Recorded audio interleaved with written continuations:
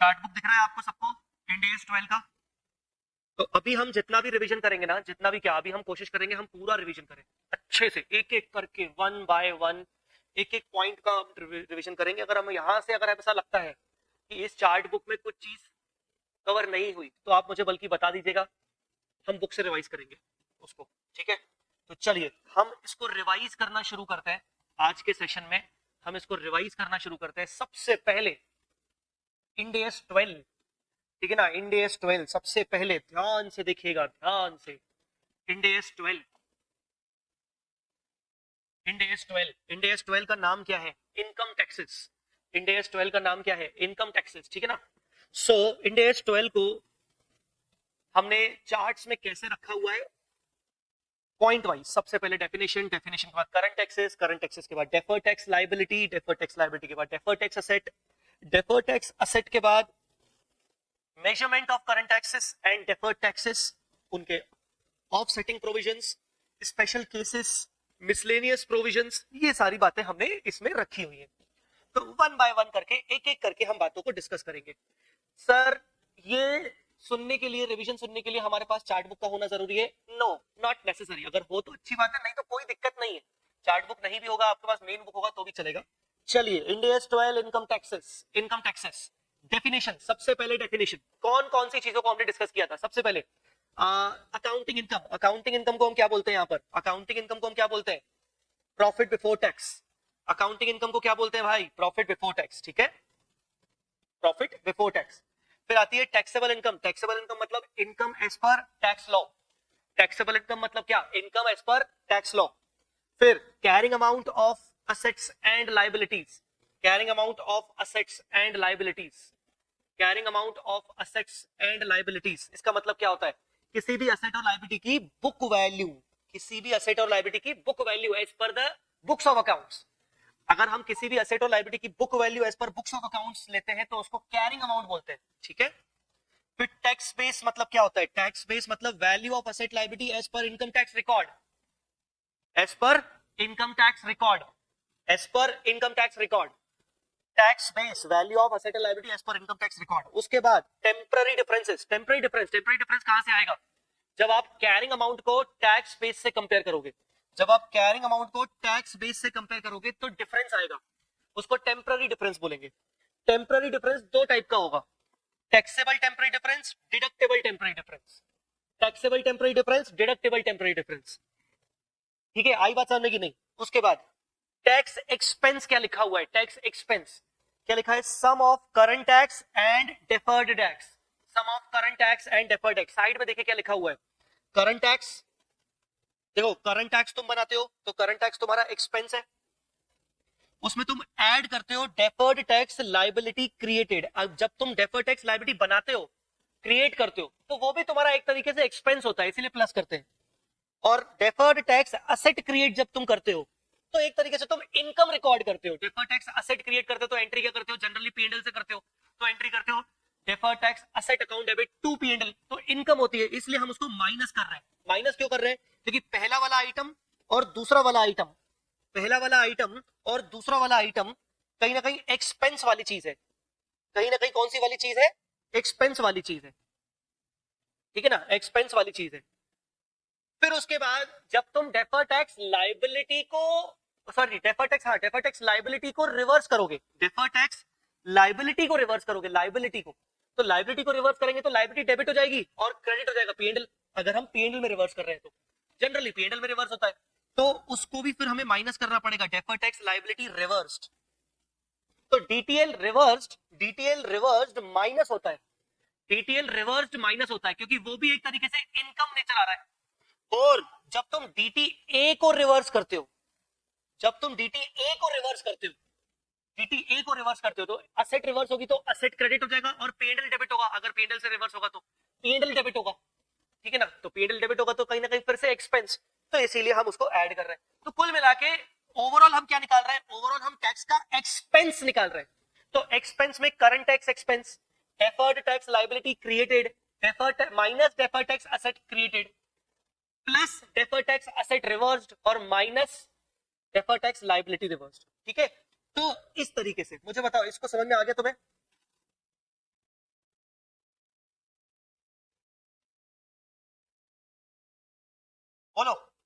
समझ में आया तुम्हें कि नहीं?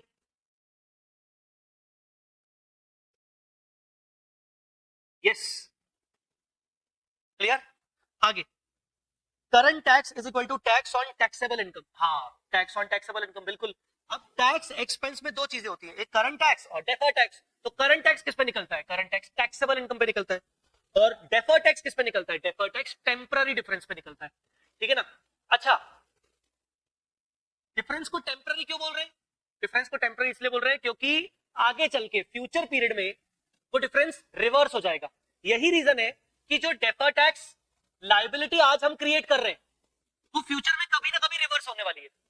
डेफर्ड टैक्स असेट जो आज हम क्रिएट कर रहे हैं वो फ्यूचर में कभी ना कभी रिवर्स होने वाली है, याद रखिएगा।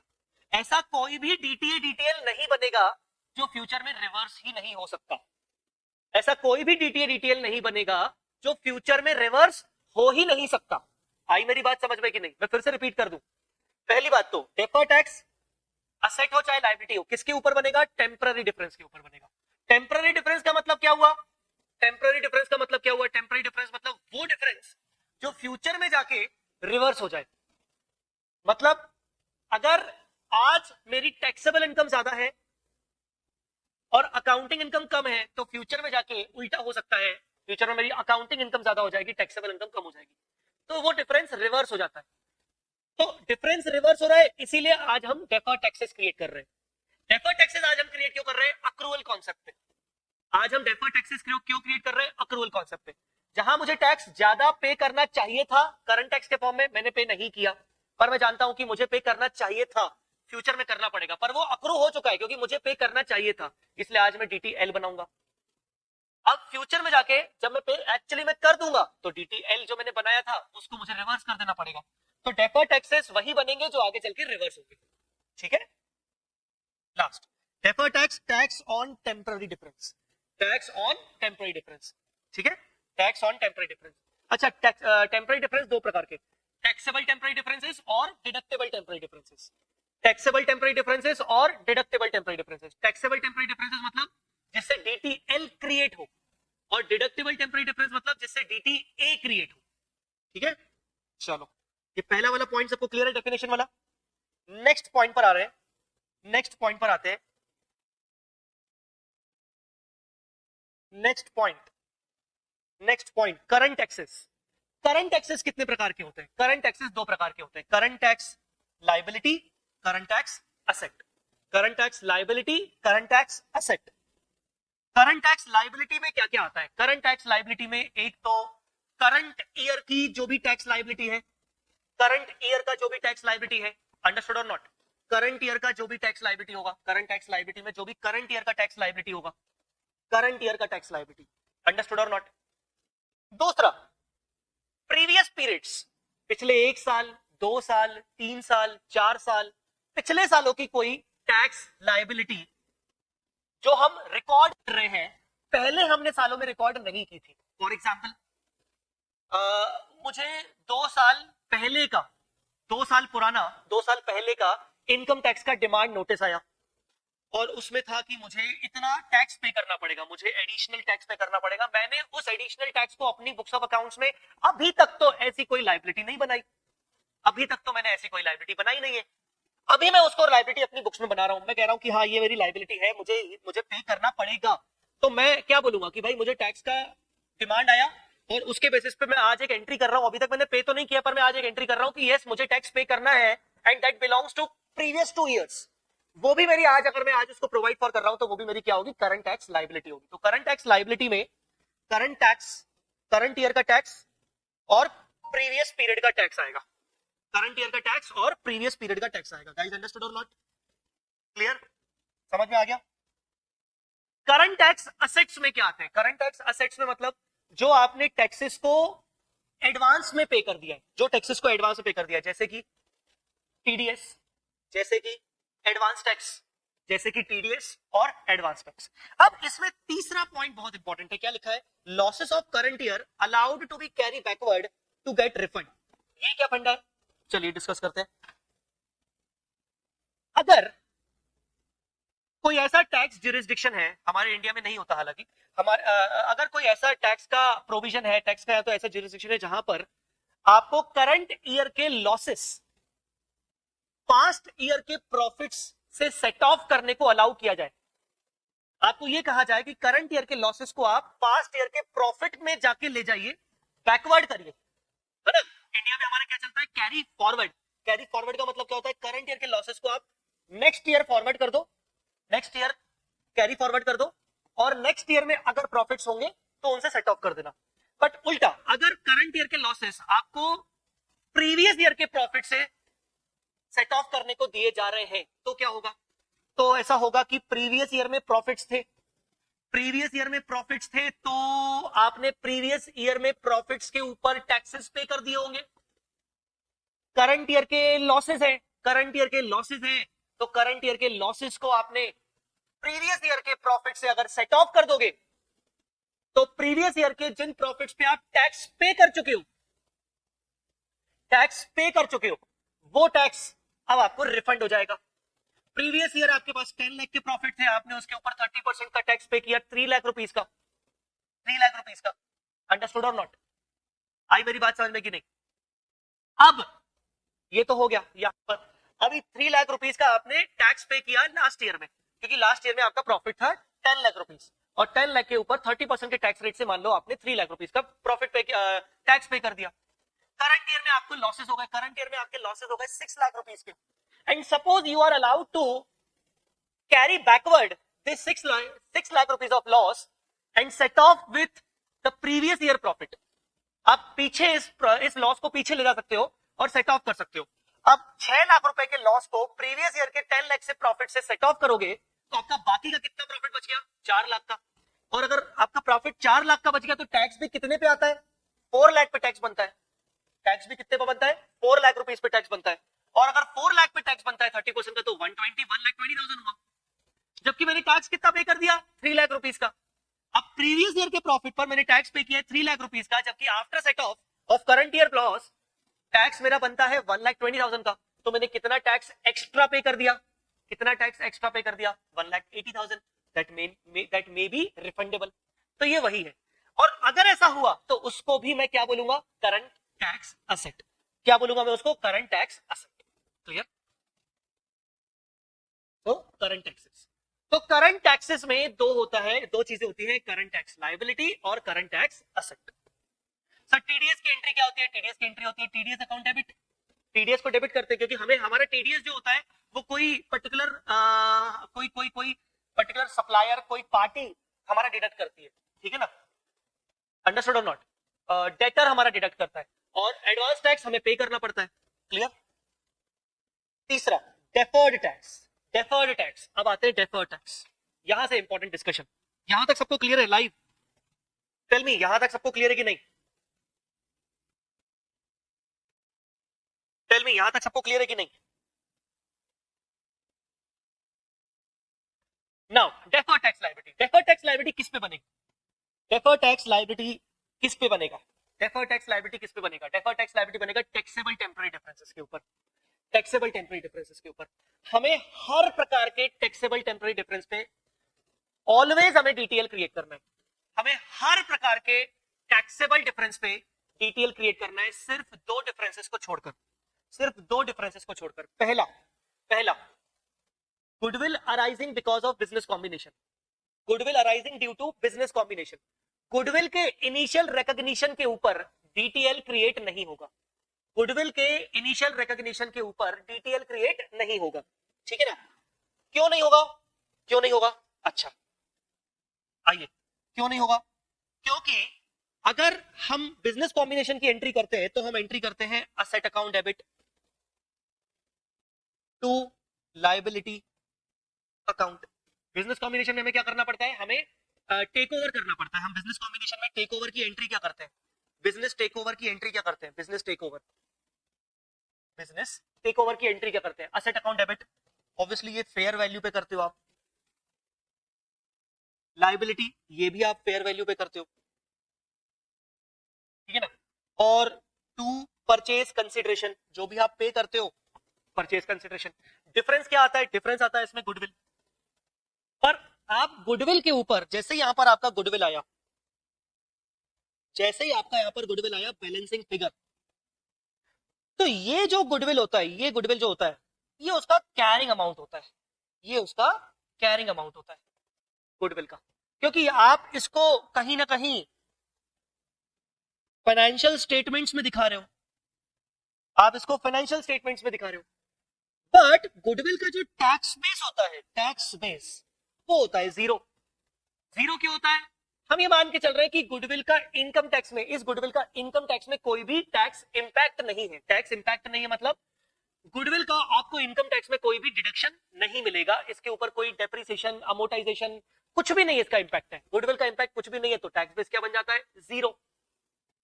जब टैक्स बेस जीरो बन जाता है और कैरिंग अमाउंट आपका होता है ये वाला जो भी बैलेंसिंग फिगर आया, तो टेक्निकली डिफरेंस तो आ रहा है, कैरिंग अमाउंट है और टैक्स बेस है, ठीक है ना। और डिफरेंस के कारण हमें डीटीएल बनाना पड़ता है।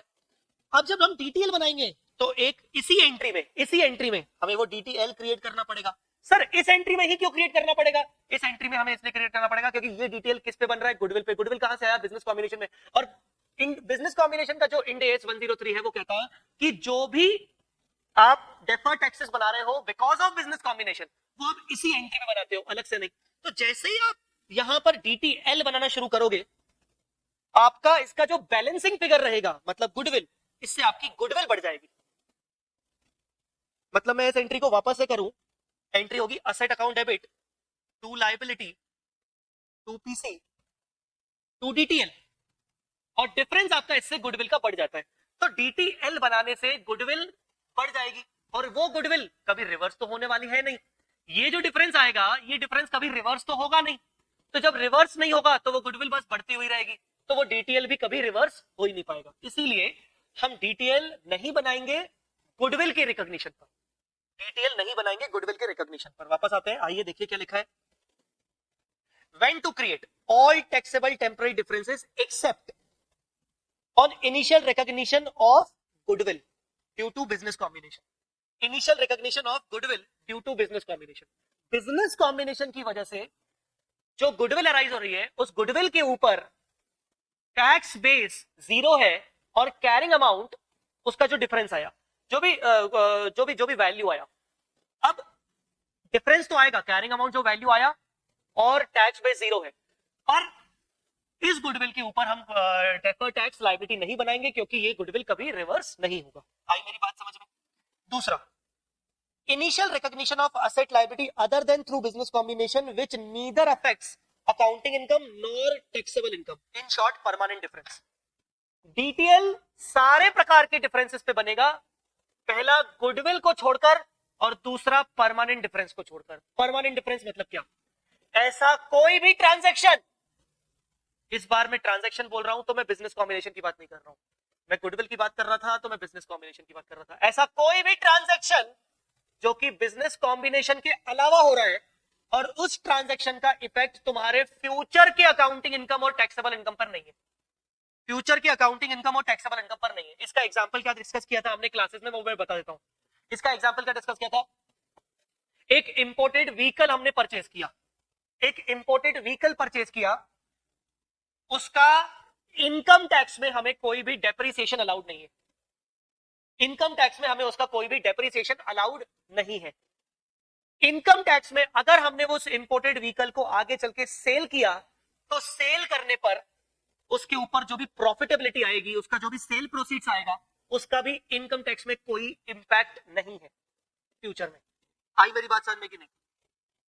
एक इंपोर्टेड व्हीकल परचेज किया, उसके ऊपर मुझे फ्यूचर में कोई भी डिडक्शन नहीं मिलने वाला, ना मुझे उसके ऊपर सेल करने से मुझे कोई इनकम टैक्स में टैक्स लगेगा, ना कैपिटल गेन लगेगा।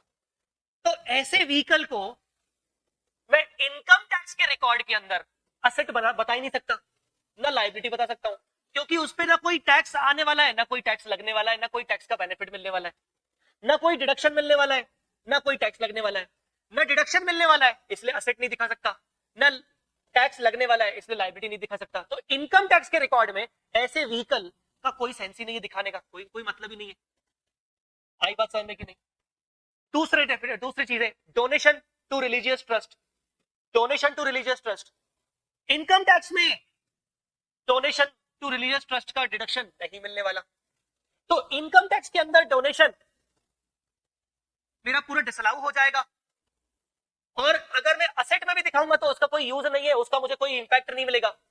तो कुल मिला के डोनेशन का इनकम टैक्स के रिकॉर्ड में कुछ भी नहीं होना जाना। शायद मैं अगर इनकम टैक्स में डोनेशन को दिखाऊं तो मैं as a reserve and surplus से इनकम टैक्स की बुक्स में, इनकम टैक्स की रिकॉर्ड में, मैं बार बार इनकम टैक्स बोल रहा हूं, इनकम टैक्स की बैलेंस शीट के अकॉर्डिंग में अगर डोनेशन को दिखाऊं तो मैं शायद उसको रिजर्व एंड सरप्लस से राइट ऑफ करके दिखा दूं, ड्रॉइंग करके दिखा दूं। ना मेरी वो असेट दिखनी चाहिए, ना वो मेरे पीएनएल में, इनकम टैक्स के पीएनएल में भी नहीं दिखनी चाहिए।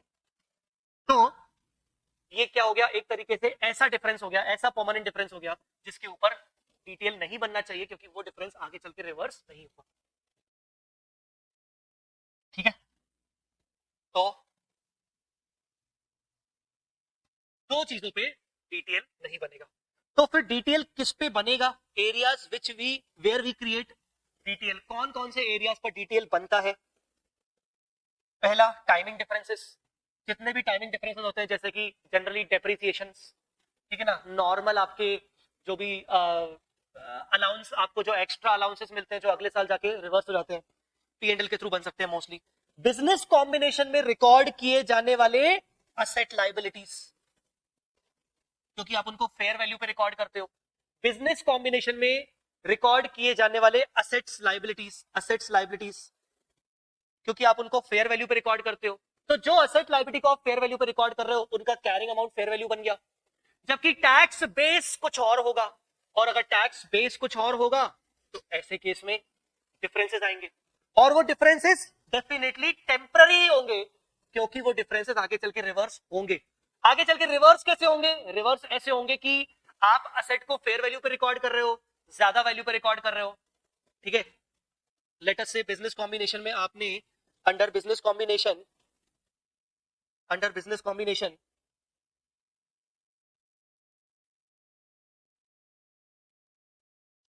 अंडर बिजनेस कॉम्बिनेशन आपने असेट को फेयर वैल्यू पे दिखाया। लेट अस से एग्जांपल 6 लाख, और उसी असेट का टैक्स बेस था, उसी असेट का टैक्स बेस था 5 लाख। अब इसका मतलब क्या हुआ? मतलब ये हुआ कि 1 लाख रुपीस का डिफरेंस आ रहा है, क्योंकि ये 6 लाख रुपीस क्या बन जाएगा? ये 6 लाख रुपीस बन जाएगा कैरिंग अमाउंट, ये 6 लाख रुपीस बन जाएगा कैरिंग अमाउंट, और टैक्स बेस 5 लाख रुपीस। तो 1 लाख रुपीस का क्या आ गया? Temporary difference. ये जो 1 लाख रुपीस का टेम्पररी डिफरेंस आ गया, इसके ऊपर हम डेफर्ड टैक्स लायबिलिटी क्रिएट करेंगे। क्यों क्रिएट करेंगे? हम ये बता रहे हैं कि हमें 1 लाख रुपए का फ्यूचर में ज्यादा बेनिफिट होगा किसी ना किसी तरीके से। कैसे ना कैसे होगा फ्यूचर में, इधर हम इस असेट को ज्यादा यूज करके 1 लाख रुपीस के एक्सेस इकोनॉमिक बेनिफिट जनरेट करेंगे सेल के फॉर्म में, जिसके अगेंस्ट इनकम टैक्स के अंदर हमें डेप्रिसिएशन सिर्फ 5 लाख तक का ही मिलेगा, जबकि इकोनॉमिक बेनिफिट्स हमें 6 लाख के होंगे, तो एक्स्ट्रा 1 लाख के इकोनॉमिक बेनिफिट्स होंगे। या तो फिर ये एसेट फ्यूचर में हम सेल करेंगे तो हमें 6 लाख रुपीस की सेल प्रोसीड मिलेगी, और डिडक्शन हमें इनकम टैक्स में सिर्फ 5 लाख का मिलेगा कैपिटल गेन के अगेंस्ट। आई बात समझ में कि नहीं? तो ऐसे केस में 1 लाख रुपीस का एक्स्ट्रा बेनिफिट होगा, जिससे आपका टैक्स ज्यादा लगेगा उस बेनिफिट के ऊपर। ठीक है, तो हम इस वजह से बिजनेस कॉम्बिनेशन में रिकॉर्ड की गई असेट्स लायबिलिटीज के ऊपर, बिजनेस कॉम्बिनेशन में रिकॉर्ड की गई असेट्स लायबिलिटीज के ऊपर भी हम डीटीआई डीटीएल क्रिएट करते हैं। आई बात समझ में कि नहीं? और याद रखिएगा, जब आप इसके ऊपर डेफर टैक्स लायबिलिटी क्रिएट करोगे तो that should be through goodwill oblique capital reserve. ये भी आपका डिटेल बनेगा गुडविल कैपिटल रिजर्व के थ्रू। क्यों? क्योंकि ये जो डिटेल आप बनाओगे वो आप बिजनेस कॉम्बिनेशन में बना रहे हो, और बिजनेस कॉम्बिनेशन बनाओगे तो आप उसी टेक ओवर वाली एंट्री के अंदर डिटेल बनाओगे, जिससे डिफरेंस आपका गुडविल का बढ़ जाएगा। आप ये बोलोगे कि सर गुडविल का डिफरेंस बढ़ जाए, तो गुडविल तो सर अगेन बढ़ जाती है। मतलब सर डीटीएल बनेगा तो गुडविल के थ्रू बनेगा, तो सर गुडविल भी तो बढ़ जाएगी। बेटा आगे चल के ये डीटीएल रिवर्स भी तो होगा, जब टैक्स लगेगा तो गुडविल उतने से कम भी हो जाएगी। पहली वाली सिचुएशन पर हम इसलिए नहीं बना रहे थे क्योंकि वो गुडविल के रिकॉग्निशन पर हम डिटेल नहीं बना रहे थे, क्योंकि गुडविल का इनकम टैक्स में कोई ट्रीटमेंट नहीं है, तो वो डिटेल कभी रिवर्स ही नहीं होगा, तो गुडविल उतना बड़ा हुआ रहेगा। जबकि इस वाली सिचुएशन में हम अदर देन गुडविल बाकी नेट एसेट्स के ऊपर डिटेल बना रहे हैं, क्योंकि उनका कैरिंग अमाउंट कुछ और है उनके टैक्स बेस से, और वो हम बना रहे हैं गुडविल के थ्रू। आगे चल के जब रिवर्स करना होगा तो वो रिवर्स गुडविल के थ्रू ही होगा। समझ गए?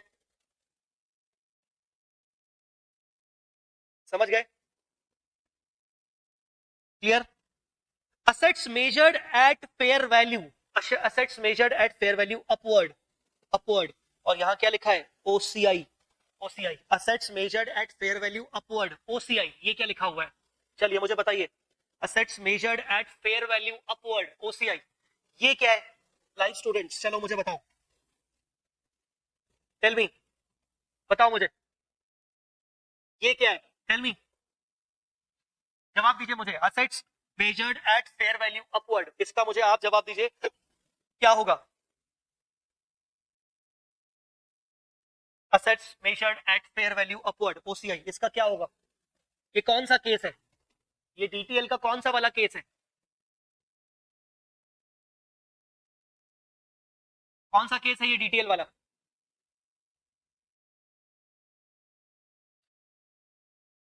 Assets measured at fair value, आप जब अपनी असेट को, आप जब अपनी किसी प्रॉपर्टी प्लांट एंड इक्विपमेंट को अपवर्ड रीवैल्यूएशन करते हो, अपवर्ड रिवैल्यूएशन करते हो, तो एंट्री करते हो PPE account debit to revaluation reserve, PP account debit to revaluation reserve.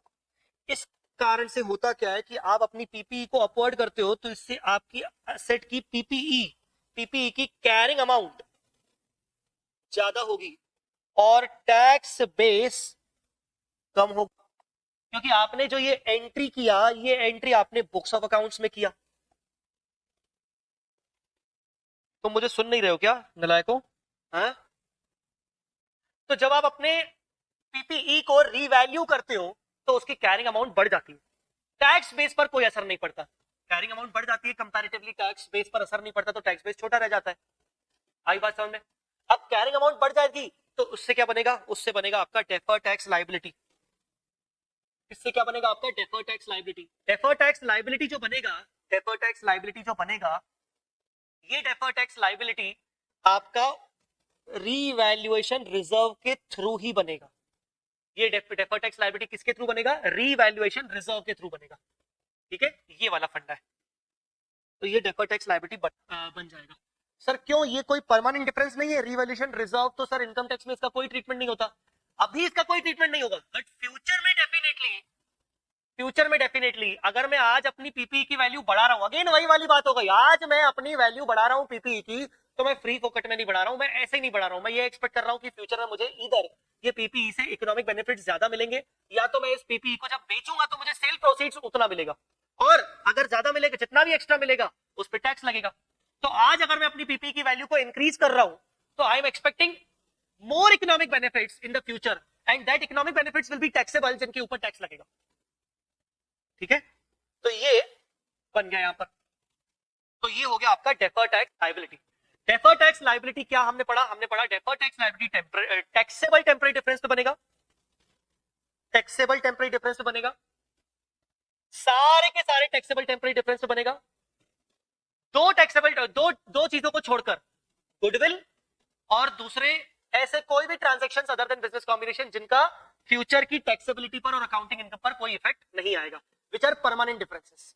In short DTL बनेगा नॉर्मल टाइमिंग डिफरेंसेस के ऊपर, बिजनेस कॉम्बिनेशन ट्रांजैक्शन में जो असेट लायबिलिटी को रिकॉर्ड करते हैं फेयर वैल्यू पर, और असेट्स को जब आप रीवैल्यू करते हो, अपवर्ड रीवैल्यू करते हो, तब ये डेफर्ड टैक्स लायबिलिटी की कहानी हो गई। अब आते हैं deferred tax asset,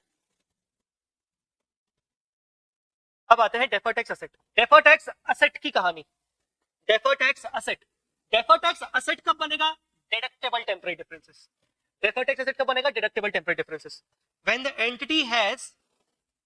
when the entity has deductible temporary differences and it is probable that there will be sufficient future taxable income against which such temporary differences can be adjusted।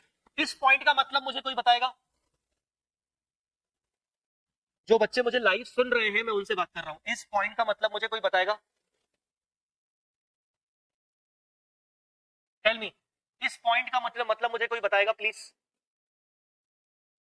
Entity, when the entity has deductible temporary differences and it is probable that there will be sufficient future taxable income against which such taxable differences can be adjusted, इसका मतलब क्या है, yes कमल very good, क्या बोला आपने, DTA will be created to the extent taxable income can be recognized in the future, sir मतलब next year profit होने की प्रोबेबिलिटी है जिसके अगेंस्ट डीटीए रिवर्स कर पाएंगे फ्यूचर में, मतलब नेक्स्ट ईयर प्रॉफिट होने की प्रोबेबिलिटी है जिसके अगेंस्ट डीटीए रिवर्स कर पाएंगे फ्यूचर में। वेरी गुड, अगले साल प्रॉफिट होगा तभी डीटीए क्रिएट करेंगे।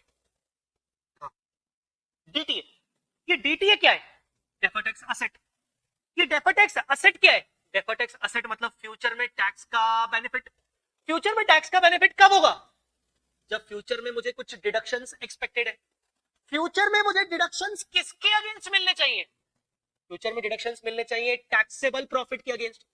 तो फ्यूचर में टैक्सेबल प्रॉफिट होंगे कि नहीं, उसी की प्रोबेबिलिटी चेक करने को कही गई है।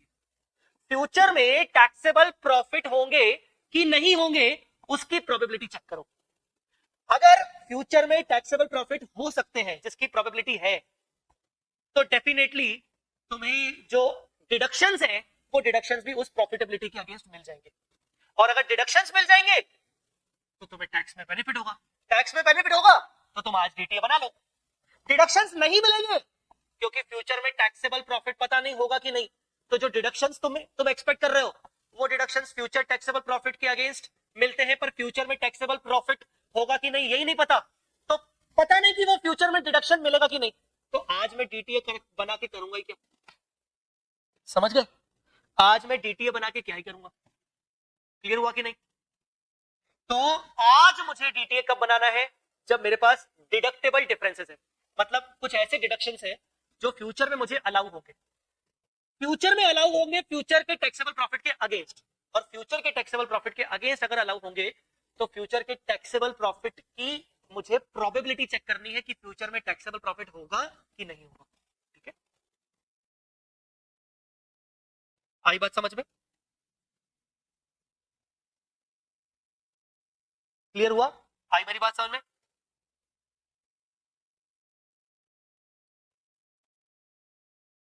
Next, areas of DTA. DTA कहां कहां क्रिएट होगा? अच्छा, ऐसा कोई डिफरेंस जहां डीटीए क्रिएट नहीं होता, परमानेंट डिफरेंस, वहां पर भी सेम परमानेंट डिफरेंस।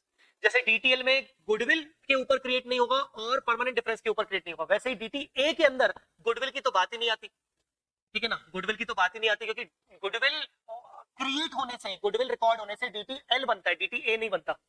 अब बात करते हैं कुछ परमानेंट डिफरेंसेस की, ऐसे परमानेंट डिफरेंसेस जिनके ऊपर डीटीए नहीं बन सकता, ऐसे डिडक्शंस जिनके ऊपर डीटीए नहीं बनता किसी भी तरीके से, है ना, ऐसे डिडक्शंस जिनके ऊपर डीटीए नहीं बनता, जो परमानेंट डिडक्शंस होते हैं, वही डोनेशन वाला डिडक्शन, परमानेंट, जिसके ऊपर डीटीए नहीं बनेगा। कहां कहां डीटीए बनेगा? टाइमिंग डिफरेंसेस पीएनएल के through, business combination, business combination में रिकॉर्ड की जाने वाली असेट लायबिलिटीज, पर सर वो तो लायबिलिटी वाला था, डेफर्ड टैक्स डीटीएल वाला था, डीटीए भी आएगा उस पे। डीटीए कब आएगा? डीटीए तब आएगा जब ये सिचुएशन उल्टा हो जाए, ये सिचुएशन 6 लाख के बदले यहां पर आ जाए 4 लाख। अब आपका फेयर वैल्यू 4 लाख है, टैक्स बेस 5 लाख है, 4 लाख फेयर वैल्यू है, मतलब कैरिंग अमाउंट 4 लाख है, आपका कैरिंग अमाउंट कम है और टैक्स बेस ज्यादा है, यहाँ पर डीटीए बन रहा है। और ये डीटीए किसके थ्रू बनेगा? ये डीटीए बनेगा गुडविल कैपिटल रिजर्व के थ्रू। तीसरा, रीवैल्यूएशन डाउनवर्ड, रीवैल्यूएशन डाउनवर्ड, वही Ind AS 16, property plant and equipment, आप अपनी पीपीई को डाउनवर्ड रिवैल्यू कर रहे हो, मतलब कैरिंग अमाउंट कम कर रहे हो, मतलब आपको पता है कि आपको आपकी पीपीई से बेनिफिट्स कम मिलने वाले हैं, तो आप इसलिए उसको रिड्यूस कर रहे हो, टैक्स बेस उसका रिड्यूस नहीं हो रहा है, तो जो डिफरेंस आएगा उस पर डीटीए बनेगा। ठीक है, और चौथा, which is very important, which is very important, unused tax credits and tax losses. Unused tax and tax losses, ये क्या होते हैं? अनयूज्ड टैक्स लॉसेस मतलब, अनयूज्ड टैक्स लॉसेस मतलब कि आपके पास कुछ बिजनेस लॉसेस हैं जो फ्यूचर में कैरी फॉरवर्ड होके आप एक्सपेक्ट कर रहे हैं कि फ्यूचर की टैक्सेबल प्रॉफिट के अगेंस्ट सेट ऑफ होंगे। आपके पास कुछ टैक्स लॉसेस हैं, अनएब्सॉर्ब्ड लॉसेस हैं, बिजनेस लॉसेस हैं जिनको आप फ्यूचर में कैरी फॉरवर्ड कर रहे हो, और आप एक्सपेक्ट कर रहे हो कि फ्यूचर में कैरी फॉरवर्ड करने से मैं फ्यूचर के टैक्सेबल प्रॉफिट से उसको सेट ऑफ करूंगा, बशर्ते मेरे पास फ्यूचर में टैक्सेबल प्रॉफिट होना चाहिए। और अगर मेरे पास फ्यूचर में टैक्सेबल प्रॉफिट हो गया तो ये वाले जो लॉसेस होंगे, ये लॉसेस सेट ऑफ होंगे, जिससे फ्यूचर के टैक्सेबल प्रॉफिट के ऊपर टैक्स कम लगेगा। तो मेरे को फ्यूचर में टैक्स का बेनिफिट एक्सपेक्टेड है because of current year losses, because of business losses, तो उस पे भी डीटीए बनेगा। पर अनयूज्ड टैक्स क्रेडिट्स लॉसेस के ऊपर डीटीए बनाने के लिए 4 शर्तें हैं। आपको याद आ रहा होगा, मैंने कंडीशंस बताई थी। यहां पर ऐसे ही नहीं कि बस आप डीटीए बना लो, आपके पास बिजनेस लॉसेस है, आप बिजनेस लॉसेस को कैरी फॉरवर्ड करके फ्यूचर के टैक्सेबल प्रॉफिट के अगेंस्ट सेट ऑफ करोगे और कहोगे कि मेरा प्रॉफिट में मुझे टैक्स का बेनिफिट मिलेगा। ये सब समझ में आ रहा है, पर ये सब सिर्फ बोलने में लग रहा है कि हाँ ऐसा सब हो जाएगा। ये लग रहा है कि मुझे हाँ बढ़िया है, मुझे तो कोई दिक्कत नहीं, फ्यूचर में टैक्सेबल प्रॉफिट हो जाएगा। अरे टैक्सेबल प्रॉफिट होगा कैसे यार, जब तुम अभी करंट ईयर में लॉसेस में रखे हुए हो, लॉसेस में हो, या मे भी तुम्हारा कोई पास्ट 4-5 साल का लॉसेस चल रहा हो, 4-5 साल से मान लो तुम्हारा कुछ लॉसेस चल रहा हो। सो इन दैट केस आप कैसे एक्सपेक्ट कर सकते हो कि फ्यूचर में आपको टैक्सेबल प्रॉफिट होगा? इन दैट केस आपको फ्यूचर में टैक्सेबल प्रॉफिट होगा। How can you expect that? Obviously you can not expect that. तो in that case Ind AS 12 कहता है कि आपको वर्चुअली सर्टेन होना पड़ेगा, आपको वर्चुअली सर्टेन होना पड़ेगा कि फ्यूचर में टैक्सेबल प्रॉफिट होगा कि नहीं होगा। क्योंकि करंट ईयर में तुम लॉसेस में थे, तुम्हारे प्रीवियस ईयर के भी कुछ लॉसेस हैं, ऐसे केस में तुम्हें फ्यूचर में प्रॉफिट होगा कि नहीं होगा, इसके लिए तुम्हें वर्चुअली एक सर्टेनिटी चाहिए रहेगी। तुम्हारे पास कुछ एविडेंसेस हैं जिसके बेसिस पर तुम ये कन्विंस कर सको कि फ्यूचर में तुम्हें टैक्सेबल प्रॉफिट्स होंगे। देखो क्या लिखा है, check virtual certainty supported by convincing evidences, short में लिखा है VCCE, virtual certainty convincing evidence, VCCE. आपको ये देखना है कि फ्यूचर में टैक्सेबल प्रॉफिट अर्न करने की कोई सर्टेनिटी है वर्चुअल, जिसके अगेंस्ट तुम कोई कन्विंसिंग एविडेंस दे सको। कन्विंसिंग एविडेंस फॉर एग्जांपल कि you got the export orders already, तुम्हें तुम्हारे कस्टमर से कुछ नेक्स्ट आने वाले ईयर्स के लिए ऑर्डर्स मिल चुके हैं और वो बहुत ही हैवी बल्कि ऑर्डर्स हैं जिनकी वजह से तुम प्रॉफिट मेकिंग में कन्वर्ट हो जाओगे। ठीक है, ऐसा तुम्हें कुछ चेक करना है। इसके अलावा प्रोबेबिलिटी चेक करने के लिए तुम्हें ये 4 बातों पर ध्यान देना पड़ेगा। ये 4 बातों पर तुम्हें ध्यान देना पड़ेगा। कौन सी 4 बातें? पहला, sufficient taxable temporary differences will be available in the future to set off deductible temporary differences। अगर फ्यूचर में टैक्सेबल प्रॉफिट प्रोबेबल नहीं भी है तो ये चेक कर लो कि तुम्हारे पास कुछ टैक्सेबल टेम्पररी डिफरेंसेस रखे हैं क्या, टैक्सेबल, जिसके ऊपर डीटीएल बनता है। उससे क्या होगा, टैक्सेबल टेम्पररी डिफरेंसेस जब रिवर्स होंगे तो अपने आप प्रॉफिटेबिलिटी क्रिएट होगी। टैक्सेबल टेम्पररी डिफरेंसेस का मतलब ही क्या होता है, जिसके ऊपर तुम डीटीएल बनाते हो, मतलब ही क्या होता है कि फ्यूचर में जाके टैक्स ज्यादा देना पड़ेगा जब ये डिफरेंस रिवर्स होगा। तो इसका मतलब जब ये डिफरेंस रिवर्स होगा तो कहीं ना कहीं टैक्सेबल प्रॉफिट बनेगा। तो ये चेक कर लो कि अगर तुम्हारे बिजनेस में अलग से टैक्सेबल प्रॉफिट जनरेट नहीं हो पा रहा तो तुम ये चेक कर लो कि तुम्हारे पास टैक्सेबल डिफरेंसेस रखे हैं क्या जो कि सेम ईयर में रिवर्स होंगे जिस ईयर में तुम्हारे डिडक्टेबल टेम्पररी डिफरेंसेस रिवर्स हो रहे हो। अगर ऐसा कुछ है तो तुम टू दैट एक्सटेंट डीटीए बना सकते हो डिडक्टेबल टेम्पररी डिफरेंसेस के ऊपर या फिर इन लॉसेस के ऊपर। ये जो हमने अनयूज्ड टैक्स लॉसेस की बात कर रहे हैं। Sufficient taxable profits will be available in the future based on certainty, obviously। ये obviously रहेगा based on convincing evidence, जो भी मैंने बात की थी ऊपर। तीसरा, unused losses are due to identifiable causes which are unlikely to arise in the future। Entity is able to identify कि हमें लॉसेस क्यों हुए और वो लॉसेस जिन भी कारणों से हुए हैं वो रीजंस अब फर्दर फ्यूचर के ईयर्स में अराइज हो ही नहीं सकते। रीजंस क्या थे लॉसेस के, और उन लॉसेस को हम कैरी फॉरवर्ड तो कर लेंगे बट फ्यूचर में अब ये लॉसेस अगेन नहीं होंगे। अगर ऐसा कुछ है कि नाउ एंटिटीज श्योर कि फ्यूचर में ऐसे कोई लॉसेस वापस से रिपीट नहीं होंगे, रीजंस कुछ और ऐसे रीजंस वापस से नहीं आएंगे तो चल सकता है। इसमें मैंने एग्जांपल दिया हुआ था कोविड। ठीक है। और चौथा, entity has sufficient tax planning opportunities to set off the tax temporary differences. या फिर आपके पास कोई टैक्स प्लानिंग अपॉर्चुनिटी है, आपके पास कोई इनकम टैक्स अपॉर्चुनिटी है, टैक्स प्लानिंग अपॉर्चुनिटी है, जिससे आप फ्यूचर में टैक्सेबल प्रॉफिट जनरेट कर पाओगे, और फ्यूचर में अगर आप टैक्सेबल प्रॉफिट जनरेट कर पाओगे तो उसके अगेंस्ट आप डिडक्टेबल टेम्पररी डिफरेंसेस को सेट ऑफ कर पाओगे. तो ये किसके अंडर था? ये था unused tax losses. Unused tax losses पे डीटीए बनाते हैं अगर आपके पास फ्यूचर टैक्सेबल प्रॉफिट की प्रोबेबिलिटी है, अगर आपके पास सफिशिएंट टैक्सेबल टेम्पररी डिफरेंसेस है जो कि सेम ईयर में रिवर्स होंगे जिस ईयर में आप लॉसेस को सेट ऑफ करने का एक्सपेक्ट कर रहे हो, या फिर आपके पास जो लॉसेस हुए हैं वो लॉसेस किसी आइडेंटिफाइबल कॉजेस के कारण हुए और वो कॉजेस अब फ्यूचर में रिपीट नहीं होंगे. ठीक है, फ्यूचर में रिपीट नहीं होंगे. और या फिर आप कोई फ्यूचर में टैक्सेबल प्रॉफिट अराइज कर सकते हो because of any tax planning opportunity. You have tax planning opportunity. अगर ये सारी चीजें हैं तो आप डीटीए बना सकते हो, अदरवाइज आप डीटीए नहीं बनाओगे. इन शॉर्ट, अगर आपका कुछ ट्रेंड, पास्ट ट्रेंड लॉसेस का है तो आप जनरली डीटीए नहीं बनाओगे बशर्ते ये कंडीशंस ना आ जाए. ठीक है, तो ये हो गया deferred tax asset. Fifth number point, measurement of current tax and deferred tax and offsetting provisions. Current taxes और डेफर्ड टैक्सेस किस रेट से मेजर होंगे, दोनों को अपन अलग अलग देख लेते हैं. पहले तो करंट टैक्स. करंट टैक्स को मेजर करने के लिए रेट कौन सा चाहिए? अप्लीकेबल टैक्स रेट चाहिए. अप्लीकेबल टैक्स रेट मतलब करंट टैक्स किस ईयर का होता है? Sir current tax current year का हो सकता है. तो करंट टैक्स अगर करंट ईयर का हो सकता है तो रेट भी कौन सा? करंट ईयर का. सर करंट टैक्स में भी हो सकता है प्रीवियस पीरियड का हो, क्योंकि करंट टैक्स लायबिलिटी में previous prior period of liability भी आ सकती है. तो करंट टैक्स अगर प्रीवियस पीरियड का है तो प्रीवियस पीरियड का रेट चाहिए. तो how to measure the current tax?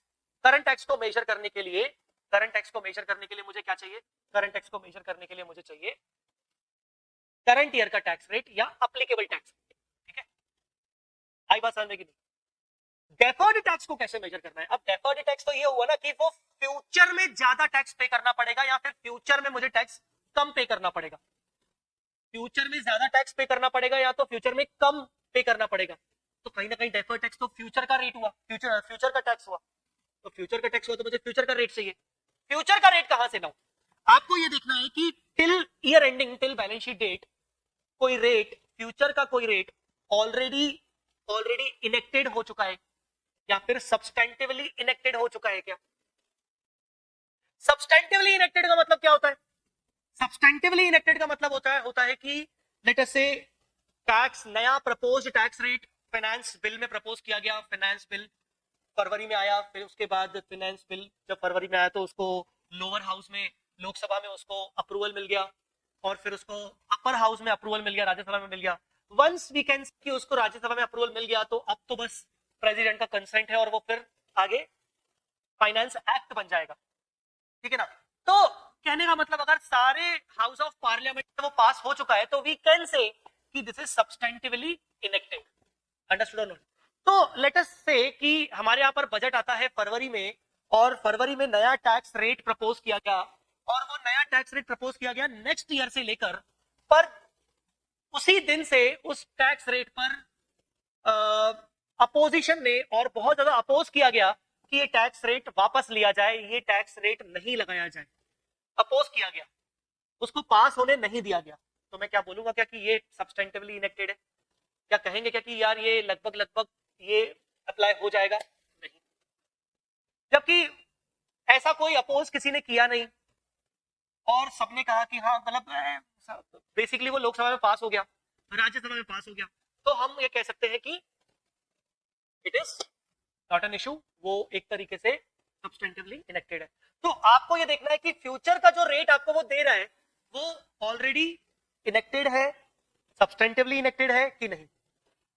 अगर वो फ्यूचर का टैक्स रेट आज ऑलरेडी इनेक्टेड है, सब्सटेंटिवली इनेक्टेड है, तो डीटी रिटेल के लिए आप वो नया वाला रेट लोगे, अदरवाइज आप करंट ईयर का ही टैक्स रेट लेंगे. ठीक है, तो क्या लिखा है? How to measure at a tax rate which is enacted or substantively enacted at the balance sheet date. Balance sheet date पर आपको करना है offset of carrying of current tax asset and current tax liability. Deferred tax asset and deferred tax liability. क्या आप current tax asset और current tax liability को set of करके दिखा सकते हो? क्या आप डेफर्ड टैक्स एसेट और डेफर्ड टैक्स लायबिलिटी को सेट ऑफ करके दिखा सकते हो? अलाउड। ऑफसेटिंग रूल्स अलाउड है। ऑफसेटिंग में क्या लिखा है कि यस हम दोनों को सेट ऑफ करके दिखा सकते हैं, करंट टैक्स एसेट को करंट टैक्स लायबिलिटी के साथ, या फिर डेफर्ड टैक्स एसेट को डेफर्ड टैक्स लायबिलिटी के साथ। कब? Legal enforceable right to set off, legal enforceable right to set off, legal enforceable right to set off, जब आपके पास अधिकार हो, लीगल अधिकार हो। लीगल अधिकार हो मतलब कहीं ना कहीं इनकम टैक्स में वो दोनों चीजों को सेट ऑफ करने का अधिकार है कि नहीं। मैंने पहले भी बताया है कि असेसमेंट ईयर 22-23 की करंट टैक्स लायबिलिटी दिखा रहा हूं 2 लाख रुपए, और सेम असेसमेंट ईयर का मेरे पास ऑलरेडी टीडीएस दिख रहा है, एडवांस टैक्स दिख रहा है। ऑब्वियसली मुझे इनकम टैक्स में अलाउड है कि मैं दोनों का सेट ऑफ लूंगा, तो मेरे पास लीगल इन्फोर्सेबल लॉ राइट है, टैक्स लॉ मुझे अलाउ करता है कि मैं सेट ऑफ करूं। और दूसरा, intention to settle on a net basis, और आप इन दोनों को नेट बेसिस पे सेट ऑफ करने का इंटेंशन है कि नहीं सचमुच में, ये तो दोनों चीजें होनी चाहिए, तब आप उसको सेट ऑफ कर सकते हो, ऑफसेट करके दिखा सकते हो बैलेंस शीट पे। ठीक है, क्लियर? ये 5th नंबर पॉइंट सबको क्लियर हुआ? 5th नंबर पॉइंट सबको क्लियर हुआ कि नहीं?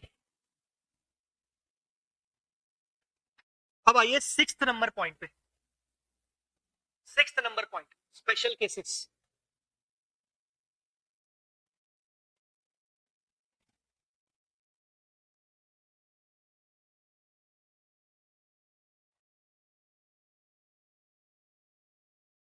टेल मी, एक बार कमेंट करके बताइए सबको समझ में आ रहा है?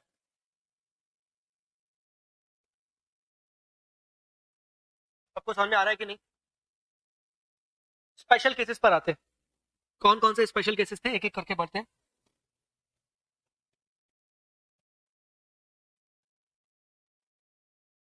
कौन कौन से स्पेशल केसेस थे, एक एक करके बढ़ते हैं। सबसे पहले tax holiday period.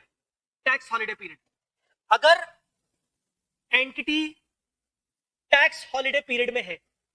Tax holiday period क्या होता है? टैक्स हॉलिडे पीरियड कुछ ऐसे नंबर ऑफ इयर्स जिनमें आपको टैक्स पे करने की जरूरत नहीं है, आपके ऊपर टैक्स नहीं लगाया जाएगा। कुछ ऐसे नंबर ऑफ इयर्स जिन नंबर ऑफ इयर्स में आप पे लगातार टैक्स नहीं लगेगा, वो लगातार 3 साल 5 साल ऐसा कुछ होते हैं, ठीक है ना, कुछ इनकम टैक्स के द्वारा अलाउड होते हैं। तो टैक्स हॉलिडे पीरियड, अगर एंटिटी टैक्स हॉलिडे पीरियड में है, तो टैक्स हॉलिडे पीरियड में है तो ऐसे कोई भी डिफरेंसेस, टेम्पररी डिफरेंसेस, चाहे टैक्सेबल हो चाहे डिडक्टेबल हो, कोई भी टेम्पररी डिफरेंसेस जो टैक्स हॉलिडे पीरियड के अंदर रिवर्स हो जाए, या which are expected to be reversed during tax holiday period, ऐसे कोई भी टेम्पररी डिफरेंसेस जो कि टैक्स हॉलिडे पीरियड के अंदर ही रिवर्स हो जाए, उन टेम्पररी डिफरेंसेस के ऊपर डेफर्ड टैक्स एसेट और डेफर्ड टैक्स लायबिलिटी क्रिएट नहीं होगा। क्यों क्रिएट नहीं होगा? लॉजिक क्या है उसका? टेम्पररी डिफरेंस के ऊपर डीटीए डीटीएल बनता है क्योंकि उनके रिवर्स होने से टैक्सेबिलिटी पर असर पड़ता है, या तो टैक्स ज्यादा लगता है या तो टैक्स कम लगता है। पर ऐसे टेम्पररी डिफरेंस जो टैक्स हॉलिडे पीरियड में रिवर्स हो जाए, उनके रिवर्स होने से टैक्सेबिलिटी पर असर पड़ेगा ही नहीं, क्योंकि हम टैक्स हॉलिडे पीरियड में होने से कंपनी के ऊपर तो वैसे भी टैक्स नहीं लगेगा। अगर मैं बोल रहा हूं कि मेरे पास टैक्सेबल डिफरेंस है, उसके रिवर्स होने पर टैक्स ज्यादा लगेगा, अरे नहीं लगेगा, मैं टैक्स हॉलिडे पीरियड में हूं। मेरे पास डिडक्टेबल टेम्पररी डिफरेंस है, उसके रिवर्स होने पर टैक्स की बचत होगी, अरे नहीं चाहिए तेरे को मुझे तेरी बचत, मैं वैसे भी टैक्स हॉलिडे पीरियड में हूं। तो ऐसे डिफरेंसेस जो कि टैक्स हॉलिडे पीरियड के अंदर ही रिवर्स होते हैं, उन डिफरेंसेस के रिवर्स होने के कारण भी आपकी टैक्सेबिलिटी पर कोई असर नहीं पड़ेगा, इस वजह से आप उनके ऊपर डीटीए डीटीएल नहीं बनाओगे। तो ये क्या लिखा है? DTA DTL arise and reverse in tax holiday period shall be ignored. Deferred tax arise in tax holiday period but reverse after tax holiday period consider. वापस से पढ़िए इसको, लिखो क्या दिखा है। DTA DTL arise and reversed in tax holiday period. Tax holiday period में कोई टेम्पररी डिफरेंस अराइज हुआ और टैक्स हॉलिडे पीरियड में कोई टेम्पररी डिफरेंस अराइज हुआ और वो रिवर्स भी टैक्स हॉलिडे पीरियड में ही हो रहा है, आप उसको इग्नोर करोगे। जबकि ऐसा कोई टेम्पररी डिफरेंस है जो कि रिवर्स हो रहा है टैक्स हॉलिडे पीरियड के बाद, आप उसको इग्नोर नहीं करोगे, उसके ऊपर बनेगा। But reverse after tax holiday period, तो उसको कंसीडर करेंगे मतलब उसके ऊपर डीटीए डिटेल बनाएंगे। ठीक है, ये हो गया टैक्स हॉलिडे पीरियड। दूसरा share based payments. Share based payments मतलब ESOP, employ stock option plan. ESOP में क्या होता है? ईसॉप में हम अपने एम्प्लॉय को शेयर्स शेयर्स ऑफर करते हैं कंसेशनल प्राइस पर, और जितना भी हम उनको कंसेशन देते हैं उतने अमाउंट से हम अपनी बुक्स में एक्सपेंस रिकॉर्ड करते हैं। इन डेज में उसको फेयर वैल्यू बोलते हैं। एक्चुअली इन डेज में हम उसको फेयर वैल्यू बोलते हैं। आ रही है मेरी बात समझ में कि नहीं? तो जब हम ईसॉप की अकाउंटिंग करते हैं, शेयर बेस्ड पेमेंट की अकाउंटिंग करते हैं, तो बुक्स ऑफ अकाउंट्स में हम expense every year expense book करते हैं। याद रखिएगा, एक्सपेंस बुक करते हैं मेरे भाई, एक्सपेंस बुक करते हैं और उस एक्सपेंस को पीएनएल में लेके जाते हैं। मतलब बुक्स ऑफ अकाउंट्स में कैरिंग अमाउंट कुछ नहीं होता। जबकि वही एक्सपेंस इनकम टैक्स में परमानेंटली नहीं डिसअलाउड हो जाता है, टेम्पररी डिसअलाउ हो जाता है, और वो बन जाता है हमारी असेट। इनकम टैक्स के अकॉर्डिंग वो एक्सपेंस हमारे पीएनएल से हटा के वापस से बैलेंस शीट में दिखाया जाता है, इनकम टैक्स की बैलेंस शीट में, कि हाँ फ्यूचर में जब तुम सच्ची मुच्ची जो अपने एम्प्लॉय को शेयर दोगे, अभी तो तुमने ऑफर किया है, अभी तो तुमने उसको कंडीशन रखी है कि भाई अभी आओ कंपनी में काम करो, तो फ्यूचर में सच्ची मुच्ची जब तुम उसको सचमुच में शेयर दे दोगे कंसेशनल प्राइस पे, तब हम तुम्हें उसका डिडक्शन देंगे, तब हम तुम्हें उसका डिडक्शन देंगे। तो इनकम टैक्स में टैक्स बेस होता है कुछ ना कुछ, जैसे कि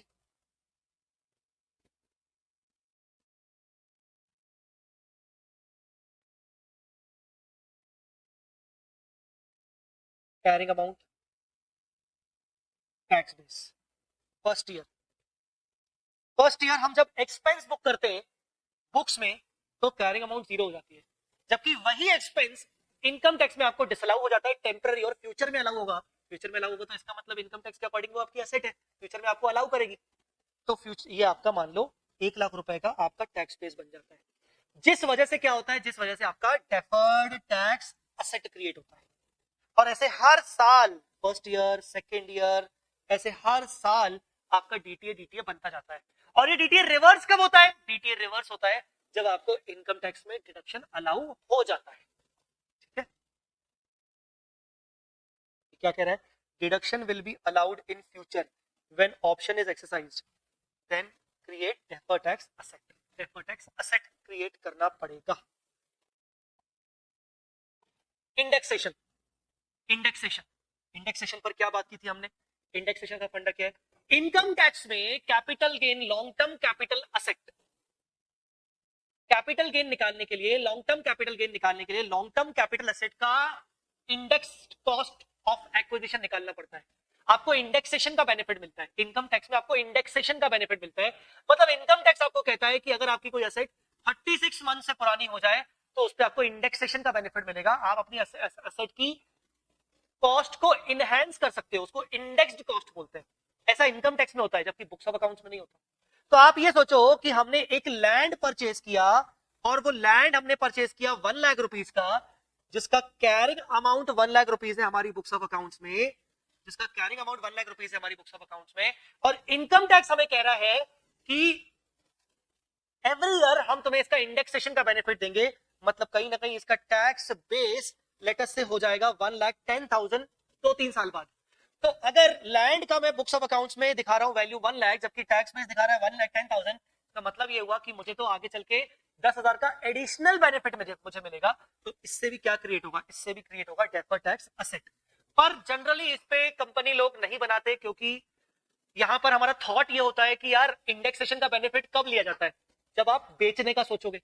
और बेचने का, अगर मान लो मुझे बेचना ही नहीं है, मुझे मेरी ये लैंड नहीं बेचना है, तो मैं इंडेक्सेशन का बेनिफिट लूंगा ही नहीं।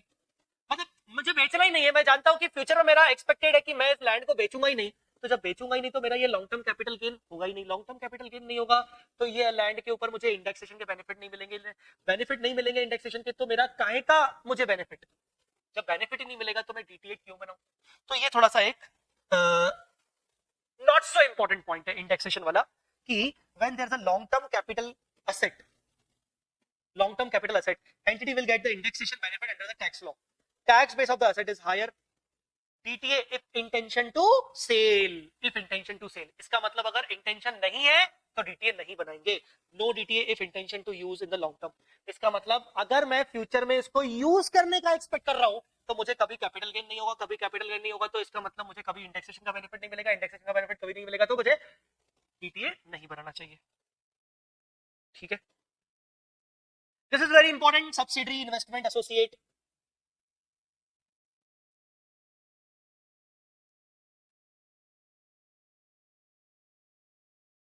बुक्स में we can revalue but in tax record base will same, बिल्कुल। उससे क्या होगा, उससे क्या होगा, वैल्यू ऑफ इन्वेस्टमेंट में change due to foreign exchange, very good, yes yes yes, बिल्कुल। बट इन सबसे क्या होगा, मुद्दा ये है क्या होगा, क्या होगा, temporary difference will occur, very good, temporary difference आएगा, टेम्पररी डिफरेंस आएगा, बिल्कुल बिल्कुल। एग्जांपल नोट कर, एग्जांपल देख लेते हैं, एग्जांपल देख लेते हैं। A limited has invested in equity shares of B limited 100%, 100% investment कर लिया, तो बी लिमिटेड कौन बन गई, सब्सिडरी, ए लिमिटेड कौन बन गई, holding. Balance sheet of A limited, यहां क्या दिखेगा, इन्वेस्टमेंट इन सब्सिडरी, 100% इन्वेस्टमेंट इन सब्सिडरी। अच्छा, कॉस्ट क्या था, लेट अस से 1 लाख, हमने 1 लाख किया, 1 लाख पे रिकॉर्ड किया, ठीक है। यही 1 लाख, यही 1 लाख क्या बन जाएगा, टैक्स बेस, कैरिंग अमाउंट क्या है 1 लाख, पर फर्दर ईयर्स में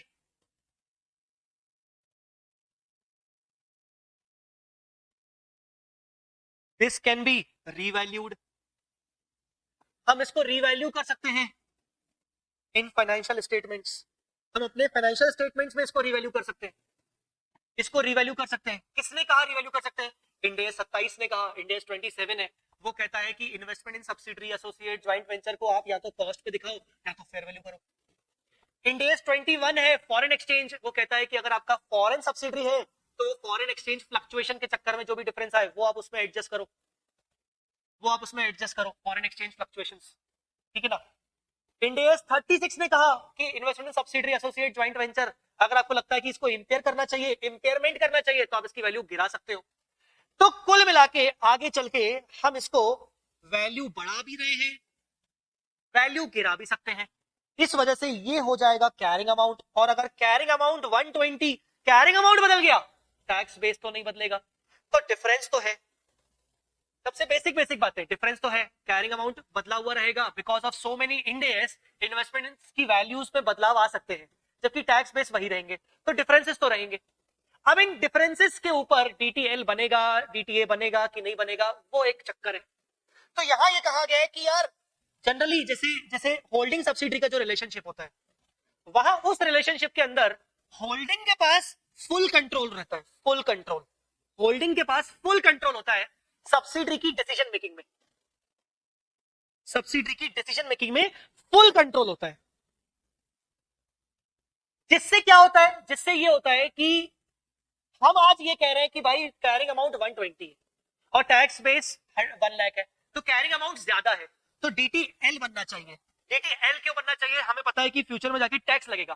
टैक्स कैसे लगेगा, अरे हम 20,000 रुपए का ज्यादा प्रॉफिट एक्सपेक्ट कर रहे हैं ना, तो फ्यूचर में हमें 20,000 का ज्यादा फायदा होगा। कैसे, या तो हमें सब्सिडरी को बेचेंगे, या तो हमें सब्सिडरी को बेचेंगे, तो बेचने से हमें एक्स्ट्रा सेल प्रोसीड 20,000 का आएगा, या तो फिर फ्यूचर में हमें हमारी सब्सिडरी डिविडेंड डिस्ट्रीब्यूट करेगी, 20,000 रुपए एक्स्ट्रा मिलेंगे, या तो by way of dividend, dividend से हमें एक्स्ट्रा पैसा मिलेगा, डिविडेंड टैक्सेबल हो जाएगा।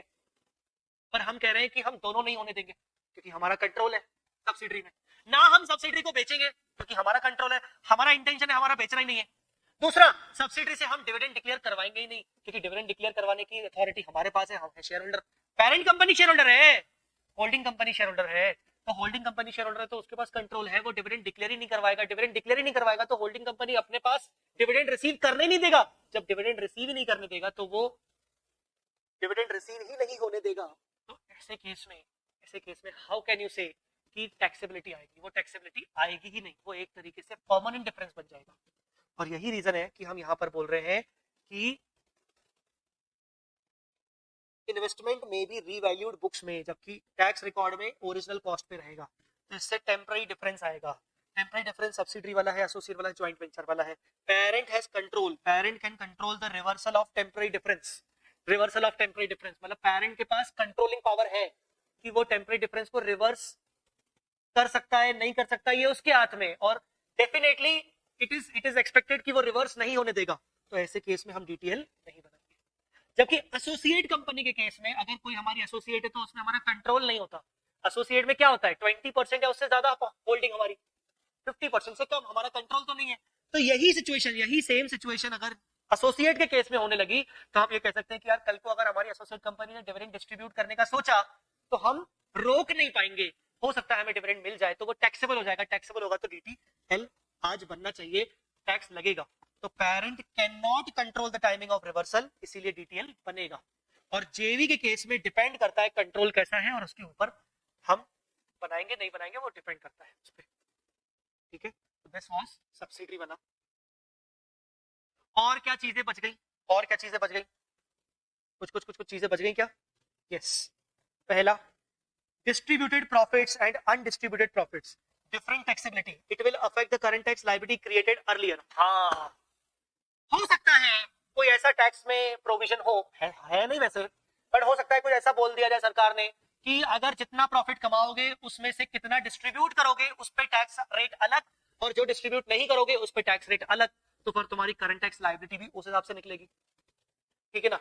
हो सकता है जब तक तुमने डिस्ट्रीब्यूट नहीं किया, फॉर एग्जांपल मैंने प्रॉफिट अर्न किया 1 करोड़ रुपीस का और मेरा डिस्ट्रीब्यूट करने का फिलहाल इरादा नहीं है, मैंने 1 करोड़ रुपीस के ऊपर 30% का टैक्स का लायबिलिटी क्रिएट कर लिया, current tax expense, current tax liability create कर लिया।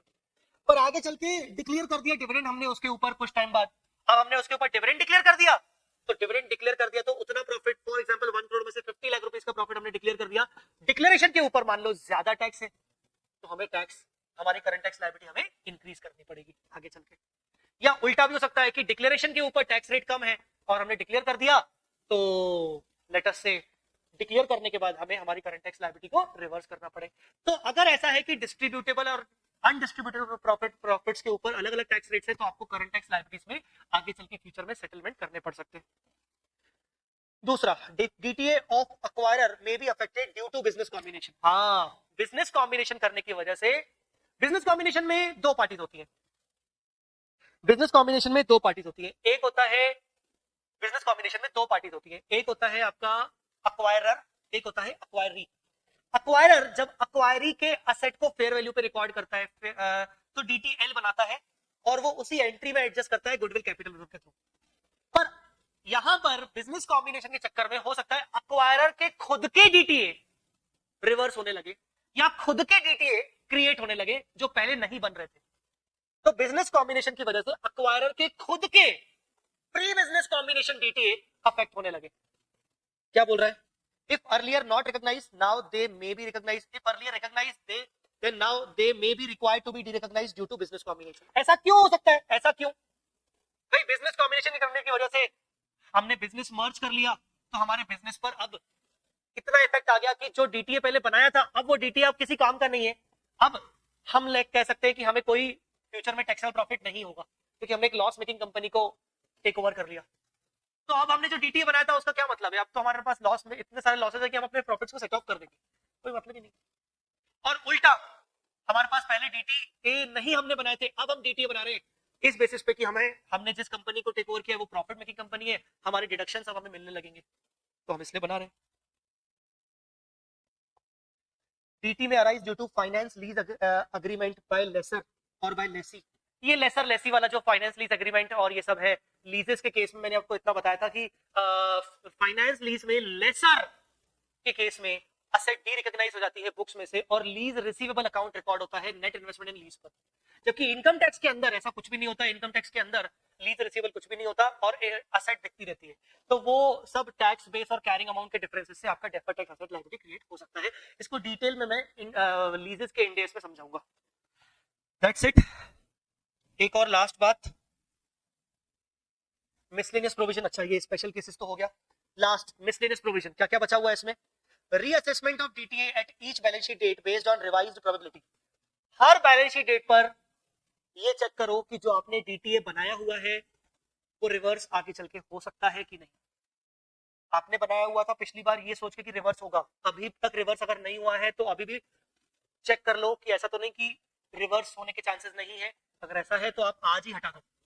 तो डीटी ए को रिव्यू करते रहो, हर बैलेंस शीट डेट पे डीटी ए को रिव्यू करते रहो इस बेसिस पे कि फ्यूचर में वो रिवर्स होगा कि नहीं।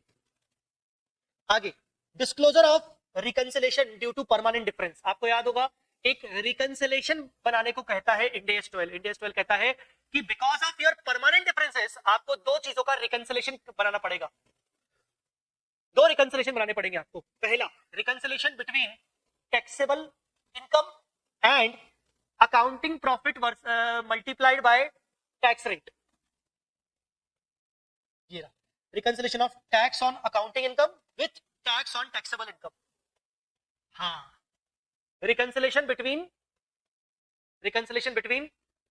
Tax on taxable income, tax on taxable income, tax on taxable income मतलब current tax, and tax on accounting income, tax on accounting income multiply by income tax rate.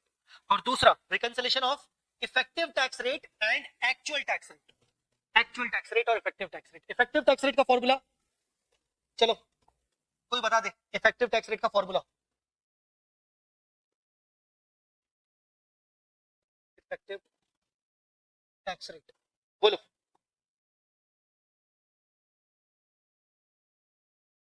कहाँ गए कहाँ गए कहाँ गए, yes, tax expense divided by accounting income, tax expense divided by accounting income, taxable income नहीं, accounting income. देखो मैं तुम्हें बता रहा हूँ, लोग ध्यान नहीं दोगे गड़बड़ हो जाएगी तुम्हारे साथ।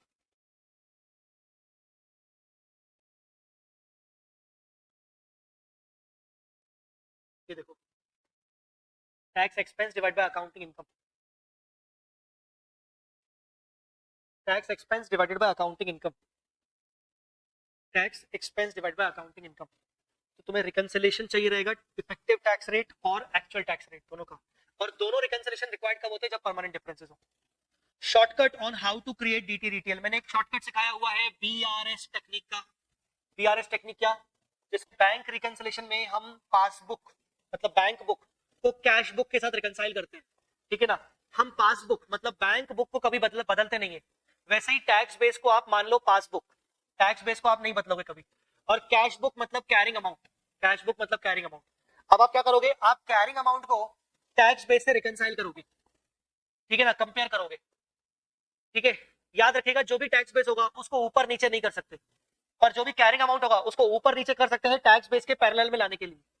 आपका ऑब्जेक्टिव है कि मुझे कैरिंग अमाउंट को टैक्स बेस, ये मेरा टैक्स बेस है जो कि मेरा एक जैसा रखा हुआ है, जो कि मेरा टैक्स बेस है ये वाला, मुझे कैरिंग अमाउंट को टैक्स बेस से कंपेयर करना है। तो हम जब ऐसी टेक्निक जब फॉलो करते हैं तो हमें डीटीए डीटीएल समझ में आता है कि हाँ यार डीटीए बनेगा कि डीटीएल बनेगा, ठीक है।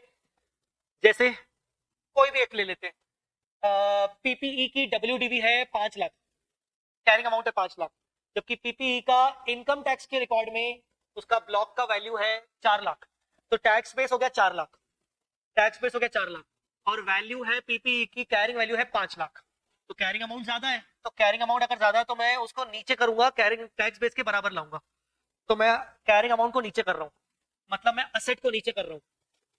किसकी बात चल रही है, पीपीई की ना, मतलब मैं उसको नीचे कर रहा हूँ, असेट नीचे मतलब लायबिलिटी, डीटीएल, डीटीएल क्लियर हुआ, क्या लिखा है, always adjust carrying amount to conform with the tax base. So yes, all in all this was your entire Ind AS 12, this was your Ind AS 12, entire Ind AS 12। आप मुझे बता दो देख के आपकी बुक में कुछ छूटा क्या।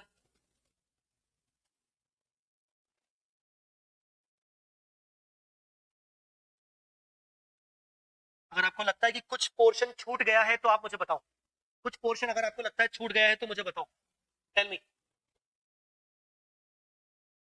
चलिए जवाब दीजिए मुझे। I am done. So this is revision. Okay, India S 12 का रिवीजन यही समाप्त होता है। आई होप आपको चीजें समझ में आ गई होंगी। रिवीजन के बाद क्या होना चाहिए? रिवीजन के बाद आपको करनी चाहिए प्रैक्टिस एक्स्ट्रा क्वेश्चंस की, ठीक है ना। तो क्वेश्चन बैंक के अंदर मैंने कई सारे एक्स्ट्रा क्वेश्चंस डाल के रखे हैं, RTP MTP past exam papers के, और क्वेश्चन बैंक का डिस्कशन वीडियो इंडिया 12 का जिसमें मैंने सारे क्वेश्चंस डिस्कस किए वो मैंने यूट्यूब पे भी डाला हुआ है, तो आप वो भी देख सकते हो अलग से। एनीवेज, आई होप आपको ये रिवीजन हेल्पफुल रहा होगा। आज की क्लास मैं यहीं पर कंक्लूड करना चाहूंगा।